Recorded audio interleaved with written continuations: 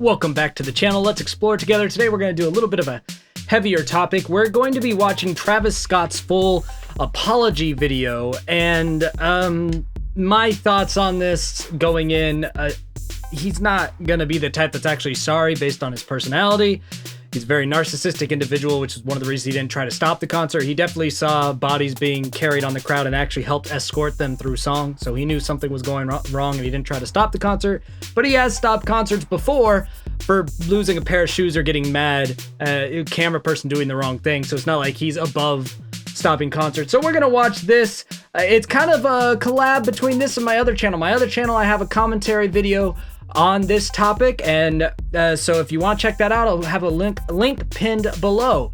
So here we go. Let's just watch it in full. It's not very long, and I'll give you some analysis as someone with the background is both someone who's dealt with a lot of narcissistic entertainers, and my my college degrees are in psychology. So we'll look at it from those two vantage points. I just want to send out prayers to the ones that was lost last night. We're actually working right now to identify the families so we can help assist them through this tough time. You know, my fans really mean the world to me. And when he said really mean the world to me, he went like this. Really mean that. So he's forcing certain things out. Certain points of emphasis. They're not natural points of emphasis. Now that doesn't mean he's lying about it, but it means it's more calculated than some of the other stuff he's saying. You know, when you get those moments in the middle of a speech that's more somber and emotional, that usually means it's a deliberate point of emphasis more than a natural one. But again, that could be because he had written out what he wanted to say before he started filming. It doesn't mean he's being untruthful, but it is something to note that it's very calculated what he's saying, and you could take that for what you will. Also, the constant head rubbing, that's usually kind of more of a nervous sort of a tick for a lot of people. It could be something that he's got to be under an enormous amount of stress right now. Whether or not he actually genuinely cares for the victims, he's still going to be under an enormous amount of stress. There's going to be a PR nightmare. They're going to have to cancel shows. They're going to get sued left and right, and I believe some of those lawsuits have already started. They will lose those lawsuits if they go to court based on video evidence for responsibility to protect and how those laws work. So they're going to have to settle all of those out of court, which means more money hit for him and his label. It's not a good time for Mr. Scott right now, but he also shares a good deal of blame. He's definitely brought this upon himself. But yeah, those are just kind of my first initial looking at this, what I'm gathering. And I always just really want to leave them with a positive experience.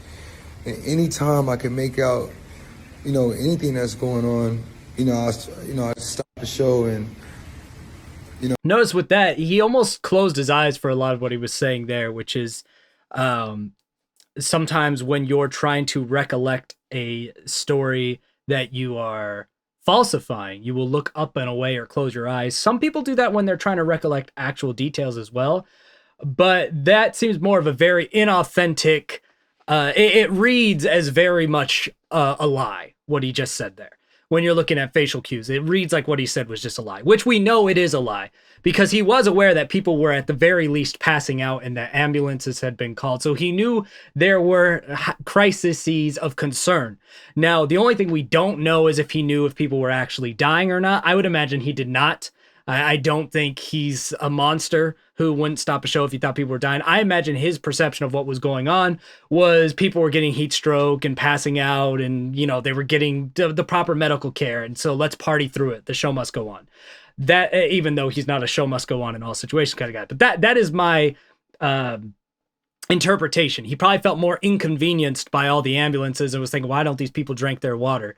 But he definitely knew stuff was going on. We have video evidence for that. I don't think he's a monster. I don't think he was calculated about it, but I do think he's definitely not the greatest person for not taking those sorts of things more seriously because he was too focused on, what he was doing.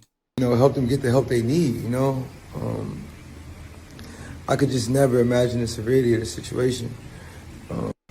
I noticed he opened his eyes when he said, I could never imagine the severity of the situation. And he had a completely different demeanor. Let's watch that right again. I could just never imagine the severity of the situation. Yeah, like his arm went completely down. It was the first time he was fully relaxed, and he like makes more of that eye contact, and he like you could actually see tension drop, which happens a lot more when you're just having an honest dialogue. You're not always going to be as tense. And I agree that I think that's a very truthful point. He had no idea how bad it had gotten. I would definitely agree with that. Doesn't make him not responsible, but it does make him not, inhuman like some people are trying to paint him.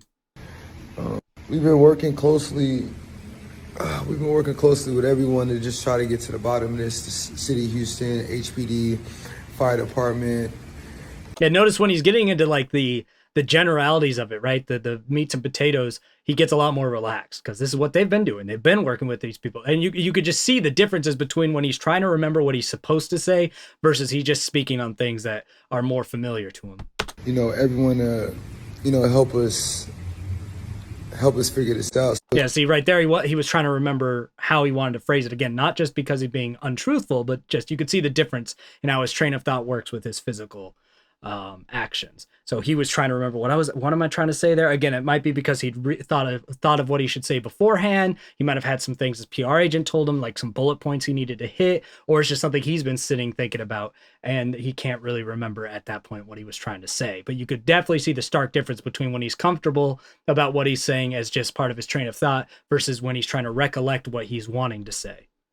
If you have any information, please just contact your local authorities. Yeah, see, that's something that I think was a bullet point that he was told to make, because you could see the difference between saying we're working with all these people, and if you have any information, please contact your local authorities. I mean, it sounds like a news blip given by a PR agent or a officer that he's working with. You could just see the difference in, oh yeah, I need to say that. So I think there have definitely been a few hands in coaching Travis on some of the points he needed to make here. Everybody continue to just keep your prayers. I mean, I'm honestly just devastated, and I could never imagine anything like this just happening. And there's some sincerity there as well, I think, because obviously, I don't know if he is really that truly devastated in an empathetic way, but there's definitely that sense of devastation that how did this happen at my concert? How am I dealing with this right now? It might be a lot more selfish than he's portraying. I don't know him that well. I get the impression that it's more selfish and less empathetic, but you could definitely see how much more natural it gets. You're like, I can't even imagine this happening to me. I can't even imagine that this would happen at all. And you could see how much more natural that comes out of him again. I'm gonna do everything I can to keep you guys updated and just keep you guys informed on what's going on. Love you all. All right, that's what we got. So, I think this will be one of those apologies that the internet will probably grill a lot, but I don't think it's the worst thing I've seen for apologies. I've seen a lot of apology videos that were a lot more heinous or just gross than this. This seems like something where it was a mix of him trying to have his thoughts be calculated and careful, since he knows there's going to be a lot of legal legislation around him during this, with a mixture of there was some sincerity, because regardless of how much he feels for the victims or how much he feels for himself, he is in a hugely stressful and crazy situation now. Although I would argue a lot of it is his own fault. It doesn't make it any less of a situation that he's going to have to deal with for the rest of his life. This is not something that's just going to go away. Now we are supposed to have thumbnail moments. This seemed like more of a somber video for one, but we got to have something to put on the thumbnail. So let's just go right here. We'll get right up with them, and we were having just kind of an inquisitive look, and there we go. So let me know what you want to check out below. I know this was a little different. If you're curious on some of my thoughts of Travis's responsibility and just a really cold but realistic take, check out my other video that is pinned below. And until we explore again, I'll see you next time.